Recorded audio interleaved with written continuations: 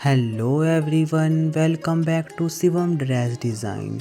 आज की वीडियो में हम सीखेंगे इस most trending and viral straight salwar की कटिंग और स्टिचिंग। इस सलवार को आप कुर्ती के साथ भी कैरी कर सकते हैं। इस सलवार को यहाँ पर फ्रॉक के साथ कैरी किया गया है। बाकी इस फ्रॉक की कटिंग और स्टिचिंग का लिंक मैंने डिस्क्रिप्शन में डाल दिया है, जो मैंने आपके साथ वीडियो पहले शेयर की थी। आप वहां जाकर चेक कर सकते हैं। बाकी ये सलवार बनाना बहुत ही आसान है। वीडियो के एंड तक बने रहिए। आपका ज़्यादा समय ना लेते हुए अब वीडियो को शुरू करते हैं।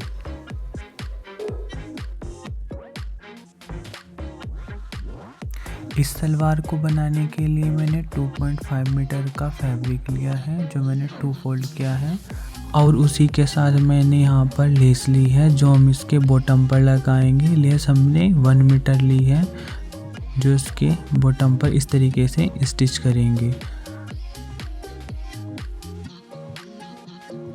सबसे पहले हमने फैब्रिक को विड्थ वाइज फोल्ड कर लिया है, जो हमारा फैब्रिक 2 फोल्ड है। उसके बाद हम इसको इस तरीके से फोल्ड करेंगे ताकि क्लोज साइड अपनी साइड रहे और ओपन साइड दूसरी साइड रहे। ये अब हमारा फैब्रिक 4 फोल्ड हो गया है। इस तरीके से देखो, 4 फोल्ड करने के बाद अब हम इस पर मार्किंग करेंगे। फोल्ड करने के बाद अब हम इसकी चौड़ाई की मार्किंग करेंगे। यहाँ पर मैंने इसकी विड्थ को 20 इंच रखा है। उसके बाद हमने यहाँ पर 2 इंच मोहरी के लिए छोड़ दिया है। इस तरीके से 2 इंच पर मार्किंग लगाएंगे, इस साइड और इस साइड पे, और इस लाइन को अब हम सीधा कर लेंगे कि हमने मोहरी के लिए छोड़ा है। अब हम सलवार की लंबाई की मार्किंग करेंगे। यहाँ पर जो मैंने सलवार की लंबाई रखी है वो 35 इंच रखी है। जो हमारे रेडी सलवार की लेंथ है वो 35 इंच है। उसके बाद अब हम इसकी क्रॉस लाइन की मार्किंग करेंगे। क्रॉस लाइन की मार्किंग हम ओपन साइड की तरफ को लगाएंगे। सबसे यहाँ पर हमने 2 इंचेस लिया है। 2 इंचेस का निशान एक नीचे लगाएंगे। उसके बाद ये निशान हम 12 इंच तक रखेंगे, यानी कि जो हमारी क्रॉस लाइन होगी वो 12 इंच की होगी। उसके बाद हम इस तरीके से यहाँ पर राउंड शेप देके एक कर्व का निशान बनाएंगे। कर्व करने के बाद अब हम इसको जो नीचे की साइड निशान लगाएंगे मोहरी पर। यहाँ पर मैंने मोहरी को 8 इंच रखना है, तो उसमें 2 इंच ऐड करके 10 इंच मार्किंग की है। और इस तरीके से हमको क्रॉस लाइन को मोहरी की साइड जहाँ पर 11 इंच की मार्किंग करी थी वहाँ पर इस तरीके से मिला देंगे। मिलाने के बाद अब हमारी ये निशान लग गया। इस निशान को हम डार्क कर लेंगे। अब हम फोल्डेड साइड, जिस साइड हमें सलवार की लंबाई पर मार्किंग की थी, उस साइड हम 1 इंच की मार्किंग करेंगे नीचे की साइड, और इस तरीके से निशान को क्रॉस लाइन से मिला देंगे। जो हमें नीचे की साइड 1 इंच पर मार्किंग की है, उससे हमारे सलवार की लंबाई कम नहीं होगी। ये हमारा नीचे की साइड करने से जो हमारा स्ट्रेट सलवार वाली इसमें क्रीज बन जाएगी, जो हम सामने के साइड क्रीज बनाते हैं वो वाली क्रीज बनेगी। अब हम इस सलवार की कटिंग कर लेंगे इस तरीके से, जहाँ पर हमने निशान लगाया है।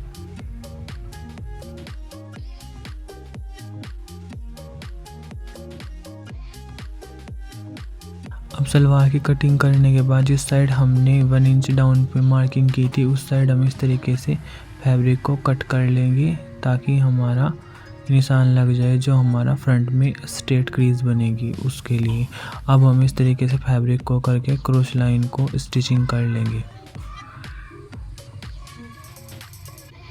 अब हमने इसी क्रॉस लाइन को स्टिचिंग कर लिया है। क्रॉस लाइन की स्टिचिंग करने के बाद एक साइड जो हमारा फ्रंट की ओर रहेगा, उस साइड हम इस पर मार्किंग करेंगे। यहाँ पर मैंने क्रॉस लाइन को 1 इंच से डाउन किया है, जो हमारी सामने वाली क्रीज होगी। ये निशान मैंने जहाँ पर प्लेट्स लेंगे वहाँ तक लगाकर इस तरीके से कर लिया है। उसके बाद अब हम इसको, ये हमारा फ्रंट की साइड आएगा और ये हमारा बैक पार्ट की साइड आएगा क्रॉस लाइन। अब हम क्रॉस लाइन को इस तरीके से मिलाकर सलवार को सीधा कर रख लेंगे। इस तरह से फ्रंट पार्ट ऊपर की साइड आएगा और बैक पार्ट पीछे की साइड आएगा। अब हम इसकी मोहरी को फोल्ड करेंगे, जो हमने 2 इंच एक्स्ट्रा रखा था नीचे की साइड। मोहरी को फोल्ड करने के लिए सबसे पहले हमने सलवार की मोहरी को इस तरीके से सीधा कर लेना है। दोनों को सीधा करने के बाद अब हमने यहाँ पर 2 इंच की फोम ली है, आप बुकरम पट्टी भी ले सकते हैं। उसके बाद हमने इस तरीके से उस पर रखा है, सलवार की मोहरी पर रखने के बाद हमने इसको इस तरीके से डबल फोल्ड करके यहाँ पर स्टिचिंग कर दी है। सेम इसी तरीके से हमने सलवार की दूसरी मोहरी पर भी डबल फोल्ड करके स्टिचिंग कर दिया है। स्टिचिंग करने के बाद अब हमारी मोहरी रेडी हो चुकी है। यहाँ पर हमने फोम लगाई है, आप चाहे तो फ्यूजिंग पेपर भी लगा सकते हैं। उसके बाद हम इस तरीके से बॉटम में एक लेस लगाएंगे इसकी मोहरी पर, दोनों साइड यहाँ पर भी, और इसके ऊपर हम एक और लेस लगाएंगे इस तरीके से। और हमने यहाँ पर एक और बारीक लेस ली है, उसको भी हम इस तरीके से इसकी बॉटम पर लगा देंगे और स्टिच कर देंगे। अब हमने दोनों सलवार की मोहरी पर लेस को स्टिचिंग कर दिया है। उसके बाद अब हम इस पे प्लेट्स बनाएंगे ऊपर की साइड। इस तरीके से फ्रंट बैक क्रोच को आपस में मिला लिया है। उसके बाद हमने यहाँ पर क्रोच लाइन से दोनों साइड 3 इंचेस पर एक मार्किंग करेंगे यहाँ तक। उसके बाद हमने 2 इंच पर मार्किंग की है, ये हमारे 2 इंच पर प्लेट्स बनेंगी। ये मार्किंग हम दोनों साइड करेंगे जहाँ तक हमने कट्स लगाया था। उसके बाद हम इस तरीके से दूसरी साइड पर भी 2 इंचेस पर मार्किंग करेंगे।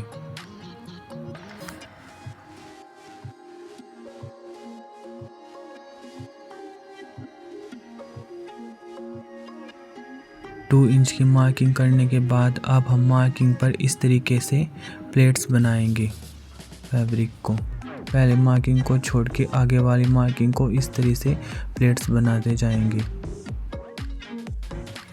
अब सभी प्लेट्स को एक साथ इस तरीके से पिन के साथ सिक्योर कर देंगे। जिस तरह हमने साइड प्लेट बनाई है सेम इसी तरीके से हम 2 इंच पर दूसरी तरफ भी प्लेट्स को इस तरीके से उठाकर उसके ऊपर रख देंगे, जो हमने स्टार्टिंग में क्रोच लाइन की ओर 3 इंच पर निशान लगाया है वहाँ पर इस तरीके से सभी प्लेट्स को रख देंगे। रखने के बाद इन प्लेट्स को भी हम पिन के साथ सिक्योर कर देंगे। पिन के साथ सिक्योर करने के बाद अब हम यहाँ पर स्टिचिंग कर देंगे इस तरीके से सभी प्लेट्स को। सभी प्लेट्स को स्टिचिंग करने के बाद अब हमने यहाँ पर इसकी बेल्ट रेडी करेंगे। हमने यहाँ पर डबल फोल्ड में एक फैब्रिक पट्टी ली है, जो इसकी चौड़ाई जो है वो 3 इंचेस की है। उसके बाद हम इस तरीके से इसको यहाँ पर स्टिचिंग करेंगे, अंदर की साइड रखकर इस तरीके से राउंड में हम इसको स्टिचिंग कर देंगे।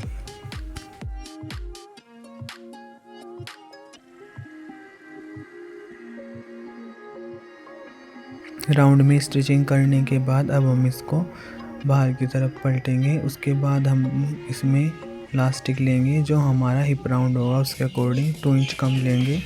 उसके बाद हमने यहाँ पर इस तरीके से इसको इसके अंदर डालकर जो हमने फैब्रिक को स्टिच किया था उसके इस तरीके से डबल फोल्ड करके यहाँ पर इस तरीके से राउंड में स्टिचिंग कर देंगे।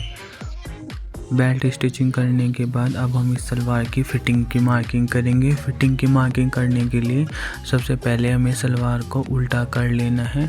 उल्टा करने के बाद हम इस तरीके से सलवार की मोहरी को लेंगे, इस तरीके से पलट कर उल्टी साइड फोल्ड कर लेंगे। डबल फोल्ड करने के बाद अब हम इसकी फ़िटिंग पर मार्किंग लगेंगे। यहाँ पर मैंने इसकी मोहरी को 8 इंच रखा है, आप इससे कम भी रख सकते हैं। 8 इंच रखने के बाद इस तरीके से हम इस पर स्टिचिंग कर देंगे जहाँ तक इसके दोनों को क्रोच लाइन को मिलाकर।